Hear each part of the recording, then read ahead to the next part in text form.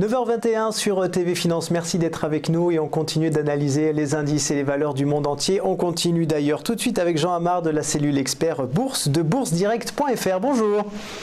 Bonjour. Alors on va commencer par le CAC 40, assez sensible à la situation politique internationale ces derniers jours.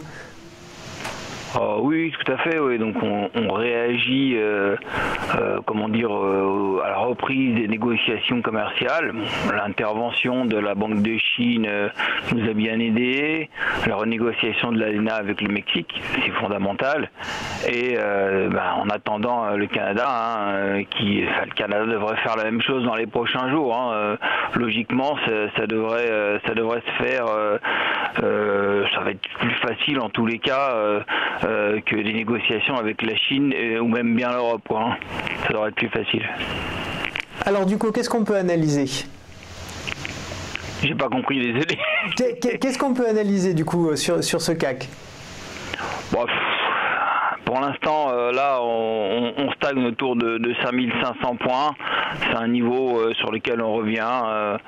Donc là, on devrait tourner autour. Il faudrait vraiment passer 5530 pour peut-être accélérer un tout petit peu.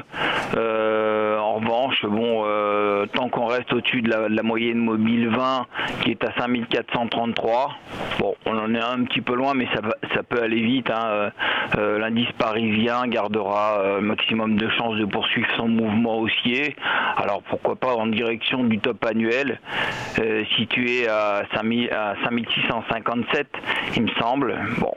C'est le petit bémol, quand même, les niveaux qui restent faibles, mais on peut attribuer ça à la période estivale.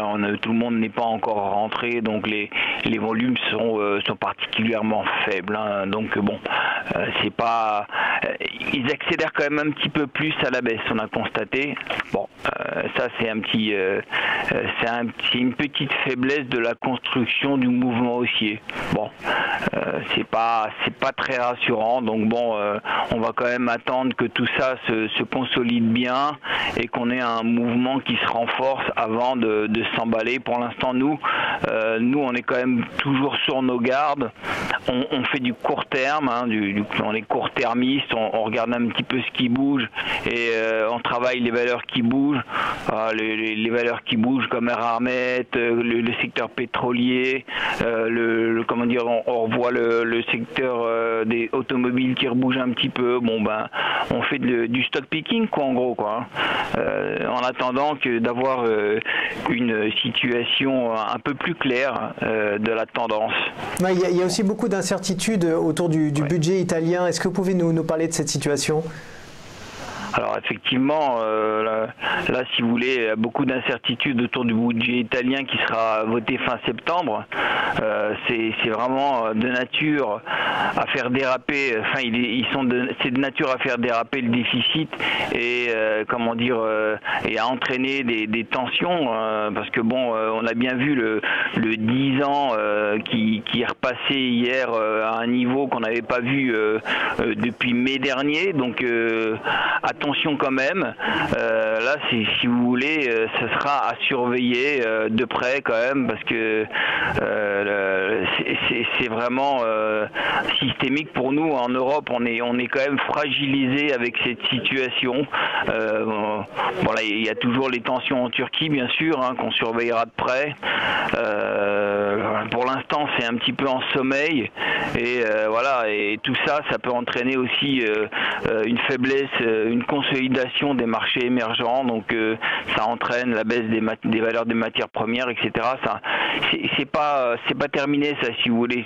Tout un foyer de tension qui pourrait revenir très vite sur le devant de la scène. Là, si vous voulez, on est un petit peu, on est content que l'ALENA, c'est bien, c'est des phases de négociation qui sont très importantes pour Donald Trump et sa réélection mi-mandat, si vous voulez. Et donc il était vraiment pressé de faire tout ça et il l'a fait.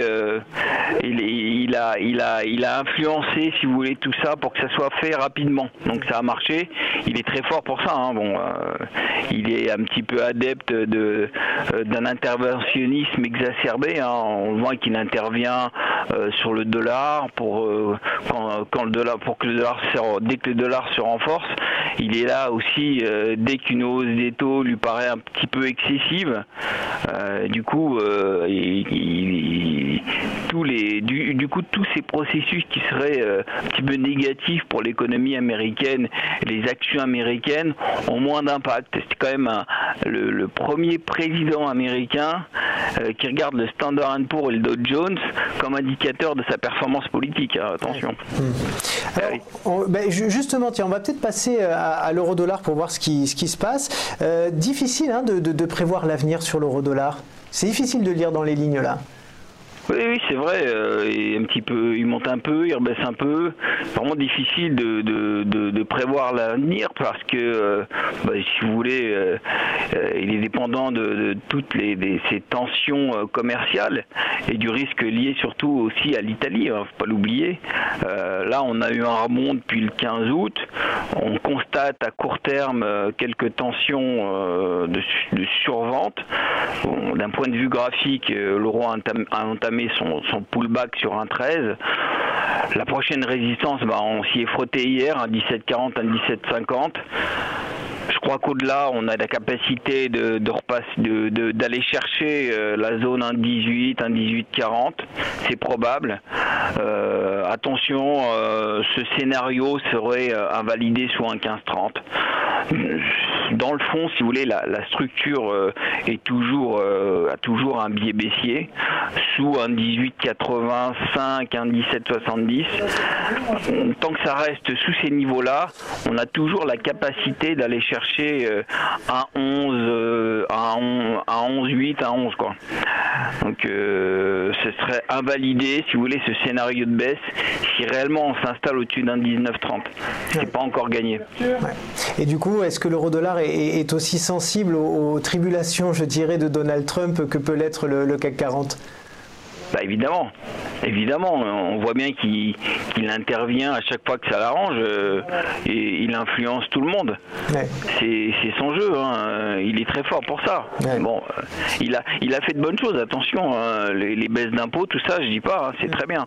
Mais au-delà de ça, c'est vraiment, je sais pas, il a quand même une belle influence sur les marchés, quoi. Faut dire. Ouais. Eh bien, merci beaucoup, Jean Amard. Je rappelle que vous faites partie de la cellule Expert Bourse de boursedirect.fr. Merci beaucoup.